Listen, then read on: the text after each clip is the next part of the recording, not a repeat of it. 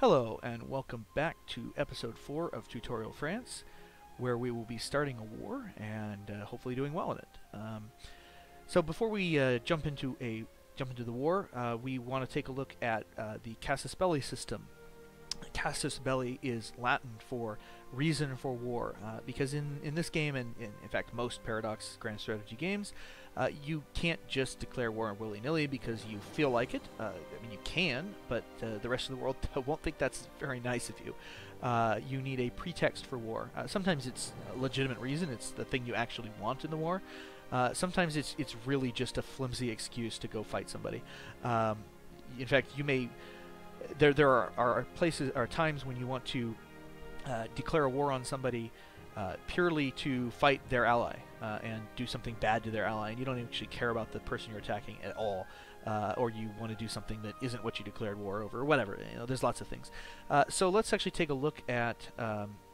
We can look at what will happen if you try to declare war if you don't have a Casus Belli. So I'll pick Munster for the heck of it. I mean, I can always click the declare war button. It's not actually going to do anything until I confirm it. You can see that we get a bunch of penalties for doing this because we have no reason. We have no Casus Belli. We get a 20-point aggressive expansion penalty. Aggressive expansion is how much the rest of the world thinks we're a really bad guy. If that gets over 30, then other countries will start to form what's called a coalition against us, and when they do that, the entire coalition will attack us at the same time and try to curb stomp us. So we don't want that much aggressive expansion. Certainly not for just declaring war. Actually, taking land will also generate aggressive expansion. So we really don't want to waste 20 points on that. It also reduces our stability by 2, which is moderately terrible. That's quite expensive to repair, and we wouldn't want to leave it at -2. It also gives us 2 points of war exhaustion, which is less of a big deal. War exhaustion causes unrest, reduces economic production, goes all the way up to 20, so war exhaustion of 2 is not nearly as severe a hit as the 2 stability is, but it's still not good, and we wouldn't want to do that anyway. Also, interesting, Savoy would help us attack. That's random. And you notice the nice preview screen where it tells you who will help you. So let's take a look at England instead. And we do have a valid Casus Belli for England. They own our cores. We looked at that in the second episode when we were looking at the diplomatic screen. We saw that Co is a French corps and an English corps, as are the other 3 provinces down here. That means we have a automatic CB to get our cores back. Excuse me. CB is short for Casus Belli. I will use it repeatedly because Casus Belli is kind of awkward to say, and every EU4 player calls them CBs. So it's not a radio; it's a reason to declare war. So we have an automatic CB to take our cores back. If we had claims on nearby land, then we could declare war for those claims. And indeed, that's the main reason, the main way we will be going to war in a lot of cases. There are other CBs. If we were a vassal of somebody else, we could declare independence in an independence war. There are trade conflicts. You can insult people, and then they have a diplomatic insult reason to attack you. If you go down the colonial path, you'll eventually get a Casus Belli that lets you attack anybody that is in North America because they're primitive. I mean, that's literally what it says. They are primitive. So, yeah, it's not the most PC game in the world as far as the Native Americans are concerned. But, you know, there you go. So we have a CB, and we don't need to generate one. Normally there'd be a bit of a delay for going to war because it takes about a year, 9 months or so at least, to fabricate a claim on somebody nearby, and most people don't start with rival claims. The reason this is happening is because England and France were just fighting the 100 Years' War. It's just about wrapping up. In fact, there would be one more battle in it. This is probably the battle that we would consider the end of the 100 Years' War, assuming I win and kick them out of here, because this time in history was when England lost the rest of its continental land, except Calais, which it held on to for another 50 years or so. So our armies aren't the best position for war, but I really don't want to give England a chance to get any more allies, so let's just do it. I probably want, despite the fact that I'm going to start by sieging these, I probably want to declare the war for one of, yeah, it doesn't really matter. Actually, it doesn't make the slightest bit of difference.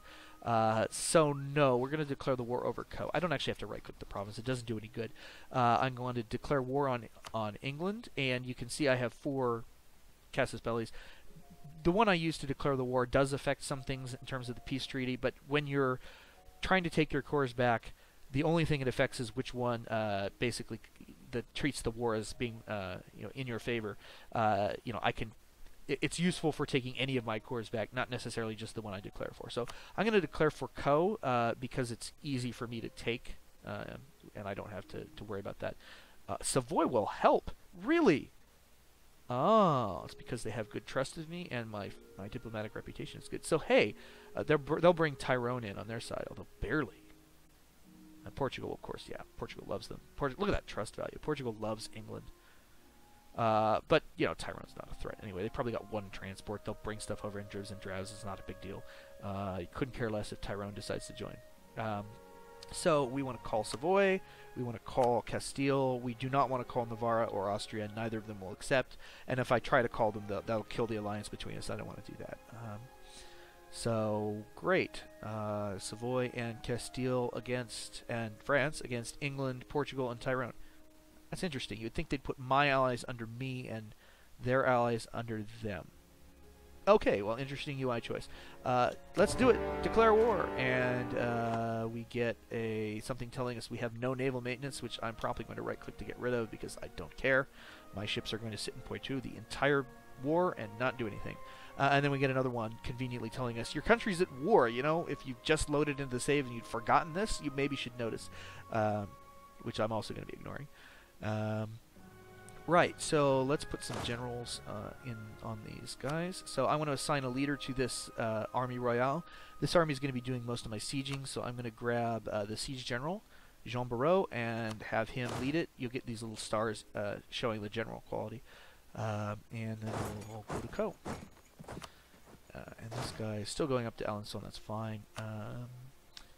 Right, and we've sent calls to those people that I clicked on, Savoy and Castille. They take a day to respond. Similarly, England will call its allies and they'll take a day to respond. So watch, we'll unpause for a second and tick. Look, all these people honored our alliance and joined the war. So Savoy joined the war, Castille joined the war, Tyrone joined the war, Portugal joined the war. So the other nice thing about this is you actually get a sort of war screen that you can click here. So we can see that this is called the French Reconquest of Co because that's what we declared war over. Our goal is to take Co and take Co. So anyway, here's a convenient way to compare the strength of the alliances.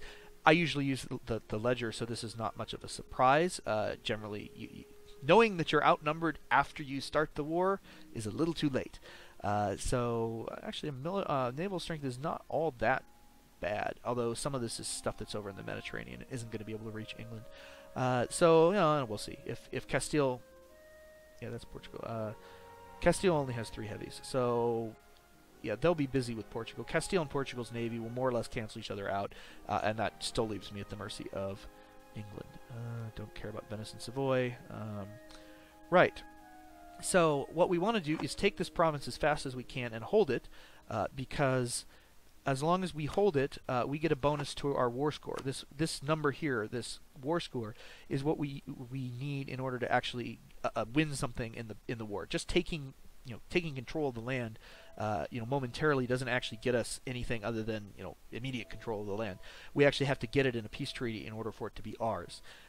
So in order to do that, we're going to have to drive our war score up and not let them. It's a sliding scale. So if it's in our favor, it's not in their favor.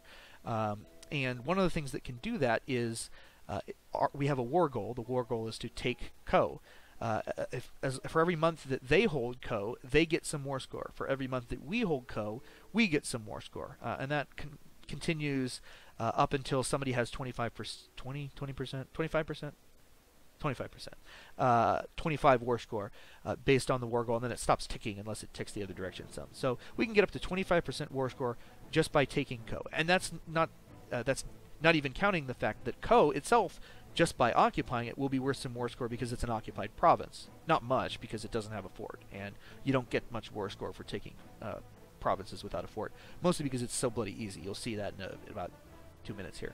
But so if we take these 4 provinces and we get you know, it's called ticking war score. If you get some ticking war score from achieving the war goal, and you win a battle or two, and maybe we, you know, siege up Portugal some, we'll drive our war score up high enough to get something in the peace treaty. When what we want is Gascony and the board, or one of them. We'll probably get both of them. We might even get 3. I wouldn't count on getting all 4. I don't think we'll be able to get our war score up that high because we can't really do anything about sieging up England because of the navy thing again. Yes.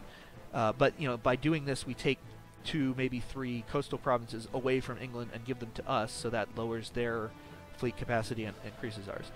So good all around. So let's keep it at speed 2 during a war, and let's keep an eye on what's going on. So because we have army units that are about to come back here. Oh, we've got a diplomat. What to do with the diplomat? We got somebody in Navarra, somebody in the Papal State. We should probably work on improving relations with one of our allies. That's also a good idea to send your diplomats off doing something long-term during a war, because you're going to be mostly paying attention to your army. It's especially true in multiplayer where the game can't pause. Like, I keep pausing the game. Actually, I have it set up to auto-pause whenever a diplomat gets back so that I can reassign him. I will go ahead and... actually, I lied. Let's do Austria. We know for sure we want to keep Austria an ally for quite a long time, so let's go ahead and increase our relationship with them. Yeah, okay, keep going. There's the alliance spam will go away after you know, a month or 2 after the alliances become more stable. Novgorod in Scotland, interesting. All right, Army Royale arrived in Co. Okay, so we are now parked in the English province of Co. Incidentally, you may wonder what would have happened if we would have attempted to go to Co. Before we actually declared war on England. It just wouldn't have let us. You can't move into a country that you're not at war with or you don't have military access through. So, like for instance, if we tried to do that, it's just giving us a clicking noise telling us it's not legal move. We can negotiate military access if we need it. And you know what? No, that will cost us a relationship slot, and I don't want to do that right now. I'm really paranoid about picking up as much diplomatic power as I can until we get a jump start on colonization. Normally, I wouldn't mind taking a short-term, you know, 3-month or so. Well, this war is going to be more like 12 months. So it'd be like a 12-point cost of diplomatic power in order to have movement through Provence. Although Provence is our rival, so never mind. They wouldn't have given it to us anyway.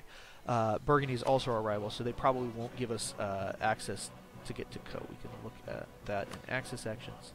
No, they would take military access, but they would not accept military access. No, because they would not give us military access because we are their rival. Yeah, and they really hate us, so they really won't do it. If England was also a rival of Burgundy, which they usually aren't, don't seem to be in this game. England has weird alliances going on in this game.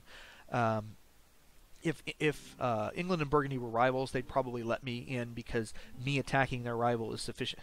Let's let you and him fight, kind of thing. You know, they're happy to let me attack England. But that's not the case. So we won't be able to get to Calais again. We could if we had ships, but the ships are going to be sitting in Poitou all war. So we're now sieging down Co. And there's a siege window that comes up. Actually, it's occupation because there's no fort here. And it takes some number of days, 32 days, to siege it. We have a 100% chance of taking the city next time because it has no fort. So we just have to, you know, sit here for 32 days, and we will claim the province of Co. And that will start our war score ticking. So let's do it. And you can see that sieges also appear here on the outliner, conveniently for you to be able to see. Don't care about Burgundy entering a royal marriage with one of its vassals. Speaking of royal marriages, Navarra wants to royal marry us. He's not very old. How old is my guy? My guy is 41. For ones that you want to be stable, you want the younger king to make the offer. It's kind of 6 of one, half dozen of the other. I'd rather have the diplomat time, so I'll accept your offer. So we now have a royal marriage with Navarre. Royal marriages are more permanent than alliances. Alliances can be canceled at any time. Well, they can't be canceled in the middle of a war that you're both fighting in, but they can be canceled at almost any time. They're not very permanent, and the only cost for doing that is that the nation that you cancel the alliance with is going to be ticked off with you for about 20 years. So it's not even that long-term of a penalty. It's not like they're your worst enemy forever. You do ruin their trust, which takes actually a lot longer to build. So it does have some long-term effects, but it's not like it's like they're permanently going to be going to war with you the rest of the game or something silly like that, like some strategy games will do. So alliances are relatively temporary. Royal marriages are not. They last until either my king dies or his king dies, and that actually depends on who made the marriage offer. So in this case, Navarre made the marriage offer. I accepted. So when Navarre's king dies, the royal marriage will be dissolved. And attacking a royal marriage, somebody you have a royal marriage with, is really, really bad. You get a lot of stability loss and aggressive experience. Basically, even worse. It's like attacking somebody that you have a truce with. It's really, really bad. About the only thing worse than that is attacking somebody you have a truce and a royal marriage with. So you want, in some cases, you want your royal marriages to be short so that you keep your options open. So, for instance, Castille, I don't know, I'm still probably gonna. My king's 46 or 41 or something. It's probably not going to matter. You know, he's going to probably die in another 15, 20 years. I don't know that I'll be ready to attack Castille with that in that time frame. But Navarre, you know, I don't care. I'm not going to attack Navarre probably ever. I might peacefully vassalize them, but I'm not going to attack them. Same thing with Austria. I'm happy to have a long-term royal marriage with Austria. Eventually, you know, 100 years down the line, I might want to attack them, but we're not planning for that right now. So we accepted that royal marriage. Let's keep going again. Sorry. I'm stopping to explain things. Don't care. Okay, Burgundy is embargoing our useless trade. And we probably don't care, and all of its little guys are too. Fine. Whatever. Do it. We'll deal with you later. And you notice we got a Casus Belli because they're threatening our trade. Whatever. I'll probably instead blockade them back when I have a free diplomat, and we'll lose the Casus Belli because we're both blockading each other, but, you know, whatever. Genoa and Hungary. Very interesting alliances. This is not typically how I've seen it shake out. You know, it's probably somewhat of a cascade effect. So the month turned over. Actually, the year turned over too. But the month turned over. You can see we keep getting some points each month. You also might have seen you know, floating numbers over over Co. Because we're in a enemy province. We actually, well, that's not what I wanted anyway. Well, yeah, actually you can see it here. They have 13.2 ducats worth of loot in the province, and we just looted 1.8. We'll loot 1.8 every month. So we just got 1.8 ducats into our treasury, just for, you know, taking stuff from enemy land. Once you run it down, you know, it stops being worth it as much. But we won't be in Co that long anyway. Anything else I want to think about from the new year? No, not really. Let's go. And we got I got an auto pause set when we arrive, when armies arrive at destinations, because typically they need new orders. I'm actually going to leave this army alone, other than I'm actually going to give it my other leader, just in case it runs into trouble. I could go make Co more threatening, but I actually wouldn't mind if England decided to try come and attack this with its 18 guys off a boat. They would take a massive penalty for landing and going right into a battle, and they would fight, you know, for a day or two in this province as 18 to 10, and then these guys would arrive to reinforce and be 18 to 30, and it'd be in my favor. So it's good to set traps for the AI. It won't always fall into them, but it occasionally will. Holstein and Denmark, yeah, whatever. Keep going. So you can see this sort of bar fills up as the days tick by and we get closer to sieging Co.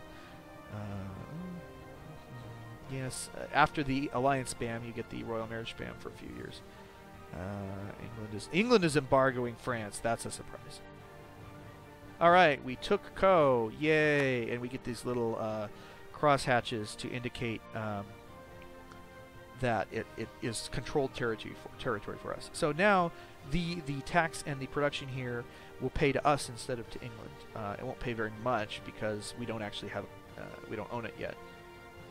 Yeah, occupied. You know, severely reduces the value of that. So, and I think this does too. Yeah, so it's occupied and under siege and stuff, and that means it's not actually going to produce much for us, but it's better than nothing.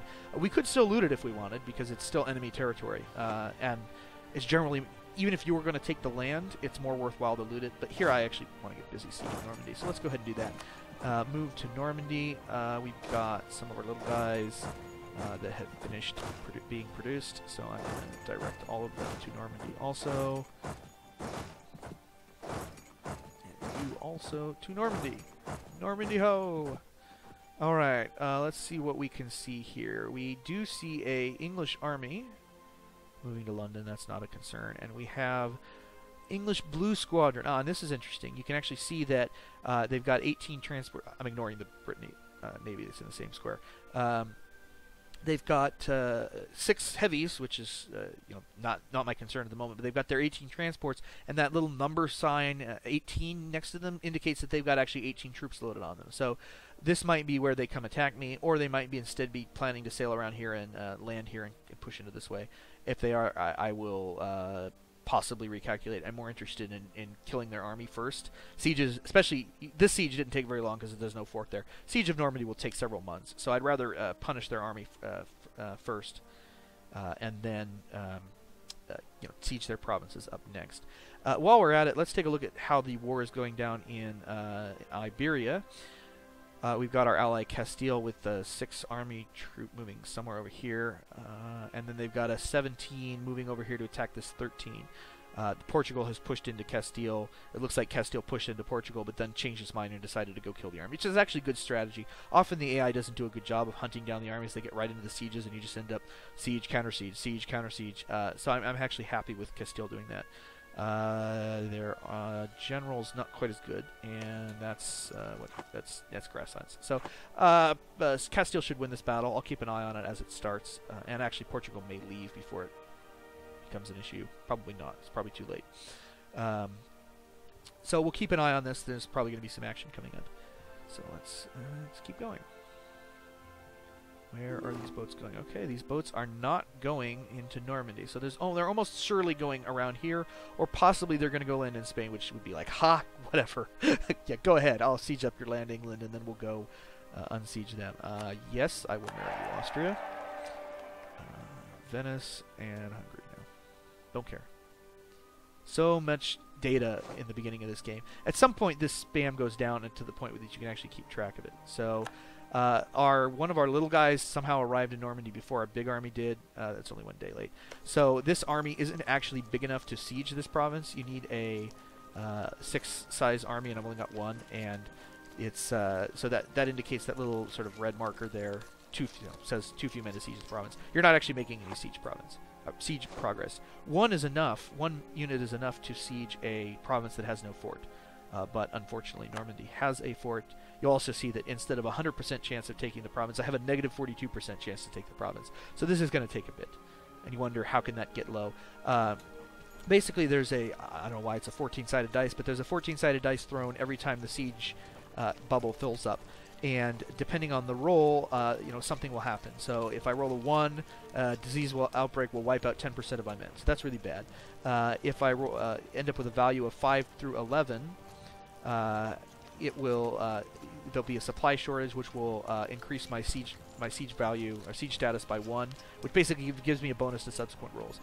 Supply shortage is a +1 bonus. Food shortage is a +2 bonus. Water shortage is a +3. But I'm not even eligible for water shortage. I've got a siege 3 general there, but I'm sieging a coastal province and I don't have it blockaded, and they've got a level 2 fort. So I've got a net value of -1. So this is really going to take a long time. If I didn't have the siege leader, this would be almost hopeless actually sieging this down.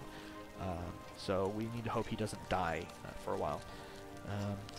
There's a chance every day that he could die in a siege, so we'll see. Where are these guys going? They're going around. Well, we'll see where they end up. My guess is they're coming here. And we'll have to deal with that if that's the case. But right now, we'll continue to concentrate our armies. And we just looted some stuff from Normandy. We looted 1.9 because we have an additional guy there now. I will group these armies up in just a second, but I'm going to wait till they all get there, just to save myself clicks. Army des Alpes arrived in Normandy. Yeah, we don't care. We want the other one to get there first. And I'm not too worried about the siege ticks right now. Anyway, there's one missing. Oh, he's over there. Yeah. So I just grouped him up without this guy, but that's fine. He'll get there in a minute. I'm not terribly worried about the siege ticks here because we're almost certainly going to have to abandon the siege and go down here and attack the England army that is instead going to Spain. Right. Okay, then. We were going to take a look at this battle and see how it was going. We can do that now. We can see that Castile has 17 regiments attacking 13, and they've lost a lot of troops, so they're down quite a bit. We can and they took a crossing penalty, probably a river crossing, and we can actually click on the battle and see how it's going. enemy always seems to roll better than me, but that could just be confirmation bias. I've also found that the allied AIs tend to be worse than the enemy's AIs at war strategy, but that could also just be confirmation bias. Probably is. So it looks like actually Castille hasn't been doing that well. They've lost a lot of troops here in the front line. They'll almost certainly win the battle anyway, but they probably this guy probably rolled well for a couple of phases. The dice gets re-rolled every 3 days, so you can see that, for instance, he just rolled better. He rolled 2 points better, and there's got a -1 penalty, so we'll see. This little bar that's mostly red in this case and has this little sliver of green, it corresponds to this. It's the morale bar. Most battles in EU4 are not fought until the death. They're fought until somebody retreats because they don't have enough morale left. And actually, it looks like Castille's about on the verge of retreating. So this is actually moderately disastrous for us. Well, at least for Castille. Castille, what are you doing up here? Get down there and fight the armies. Don't siege Laporte. Right, so we're almost certainly going to be marching our army down there, especially since the English army is on the way to stop them. So I'm actually going to go ahead and send the 30. Let's go to Baron. I'm going to go ahead and send the 20 down there right now. We know where England's transports are, so we don't really need to worry about this 14 getting hit. But I may move it too. I'll probably move it as soon as the 1 gets there.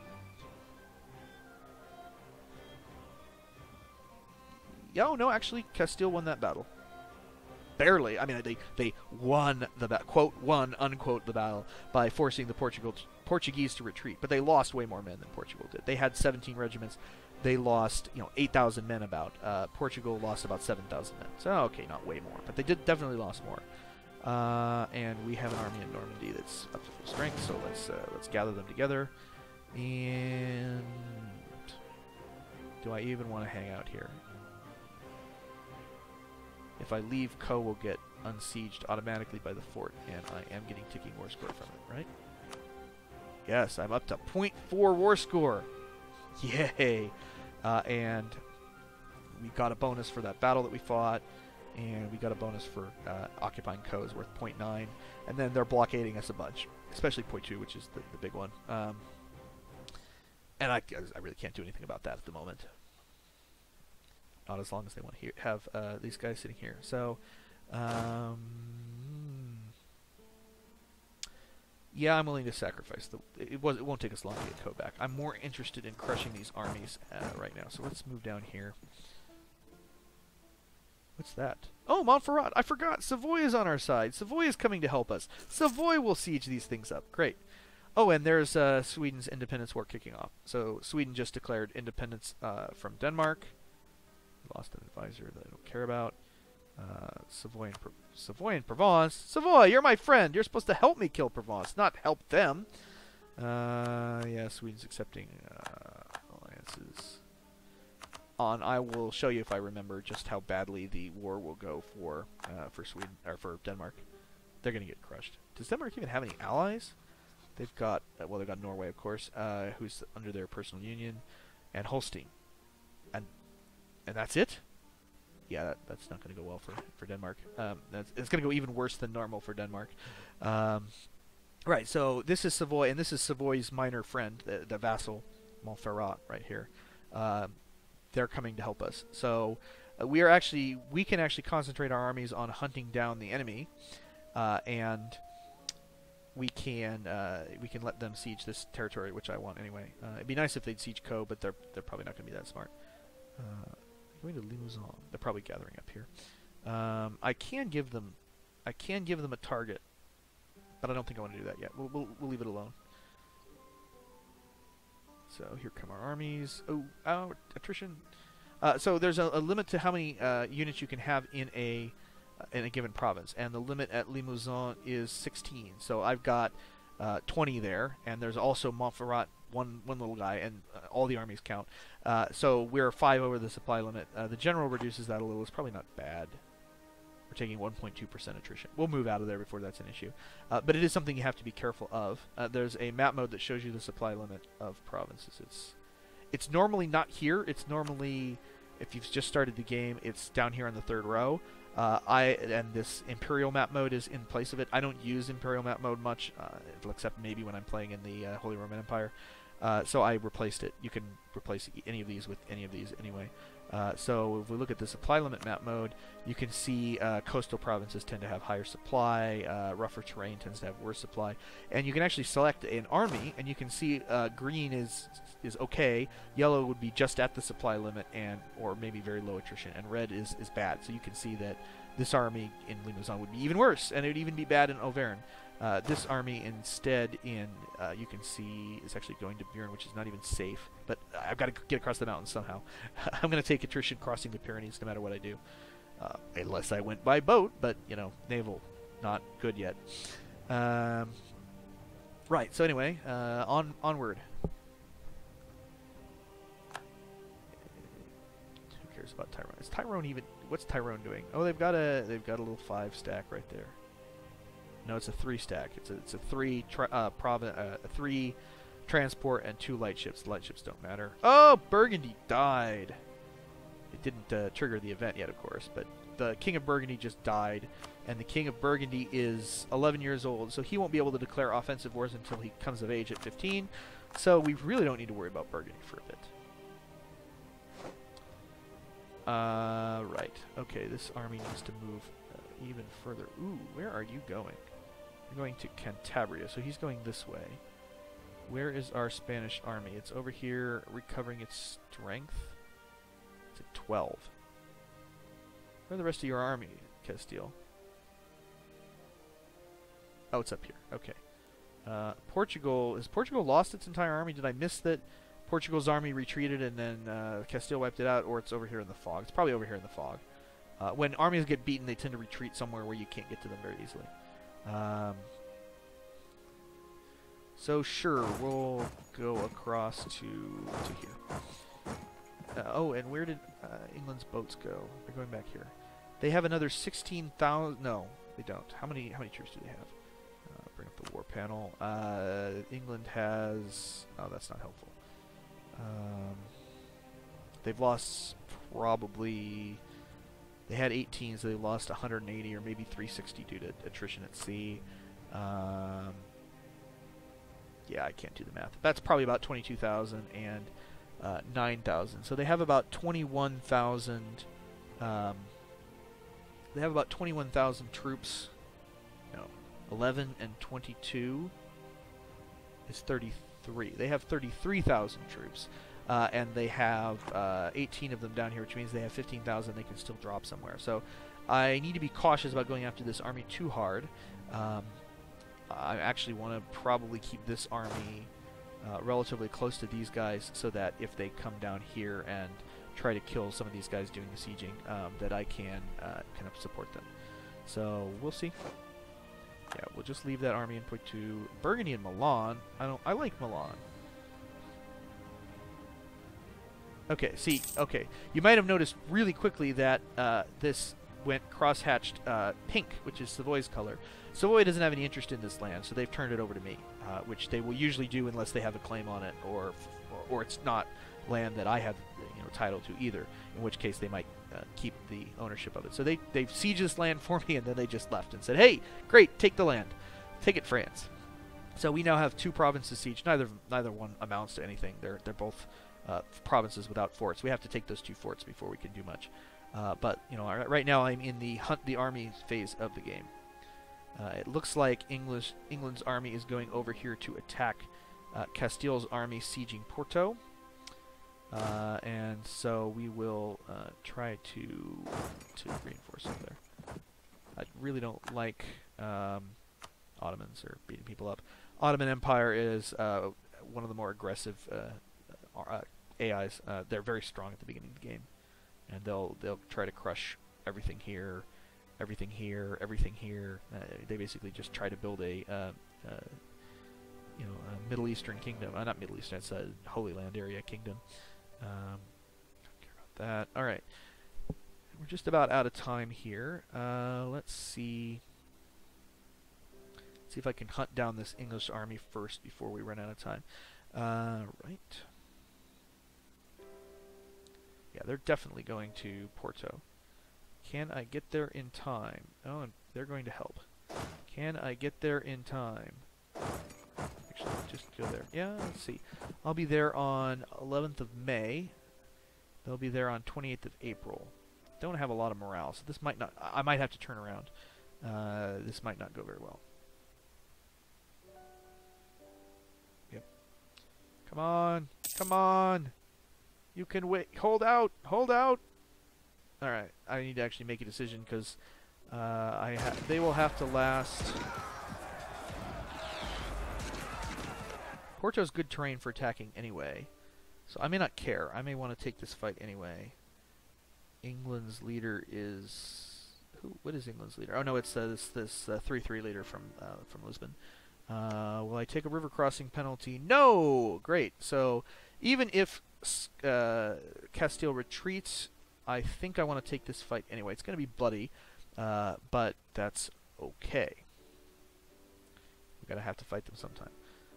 Right, so let's see what we got. Yeah, they retreated. England will not get out of the way in time. Actually, did they get stack wiped? Does Castille just lose all its army? This is me. Castille has... Yep, they just lost that whole army. This is why you don't stick a low morale army in somewhere where it can get attacked, because it tends to happen to it. Let's see what damage we can do in return. Alright, so here we get floating red numbers showing us who's taking damage. So they started with a morale penalty because they just fought a battle and they haven't recovered yet. And we have relatively equal generals. My general's a little bit better. He's got a slight fire advantage, but the fire phase isn't actually doing anything right now. So this is mostly going to be decided in a minute. And we had an event fire. So, Charles VII remodeled French finances, established heavy taxation.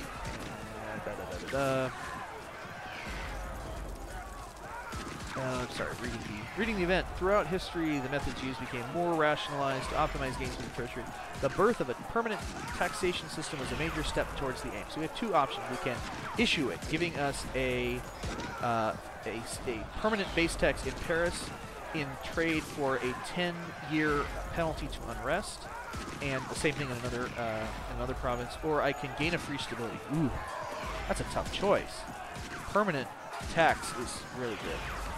Permanent tax is really good, but stability would really be nice, right? No, I'm taking the permanent tax.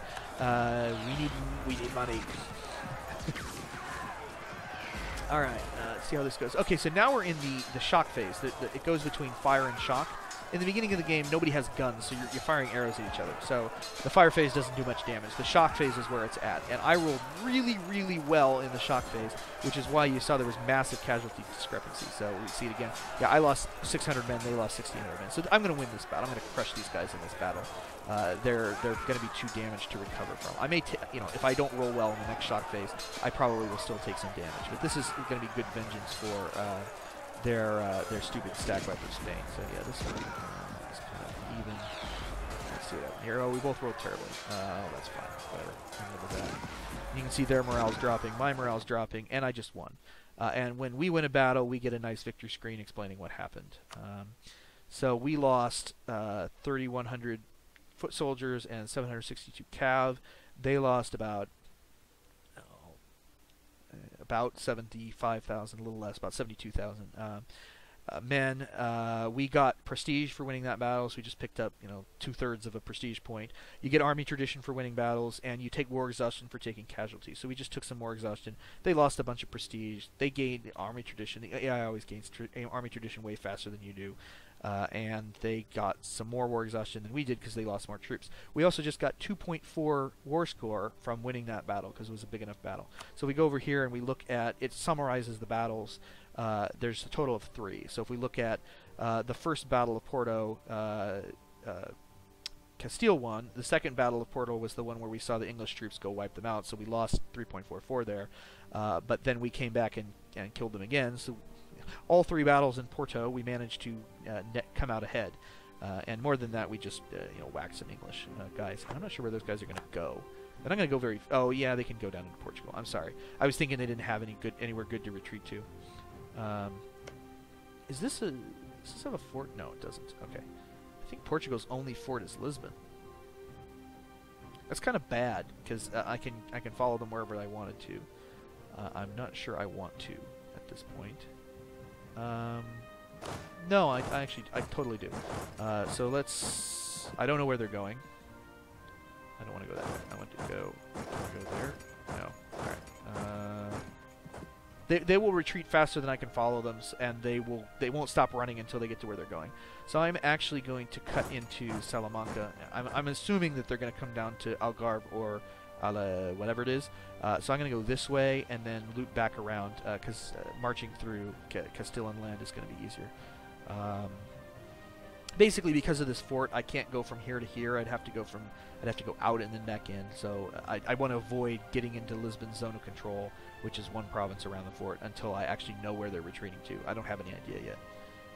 And they may not even retreat to the same places. So you can see Castille's rebuilding its army. It's been recruiting troops, probably recruiting mercenaries for them to appear that fast. Venice is attacking Albania. Sucks to be you, Albania. Yeah, we arrived in Salamanca, except the problem is now we can't see where the army went because we don't have, it's in the fog. That's an interesting choice by Portugal. Okay, so they went to Lisbon. It's very clear because I'd be able to see them. Well, I guess they could be here, but they're in Lisbon. They're totally in Lisbon. So we're going to go see if we can bust up that army. I guess I should probably take a look at where England, where their boats went, and therefore where their other army might be. Can't see it; it's in the fog, so that means that you know I don't need to deal with it yet. It looks like Savoy is going up here to siege Normandy for us. Also, very nice. Thank you, Savoy. I wasn't even expecting you to join this war, and here you're doing all the work. Well, I think my soldiers did something there too. Right, we were supposed to end this episode 10 minutes ago, so let's call it here after the first Battle of Porto, or I guess it was our first Battle of Porto, but the actual third one, and we'll see whether we can hunt down these English troops that are towering in Portugal and end their lives. So thank you for joining, watching it. I've enjoyed making these, so let me know if there's anything I can do to make them better. Have a nice day.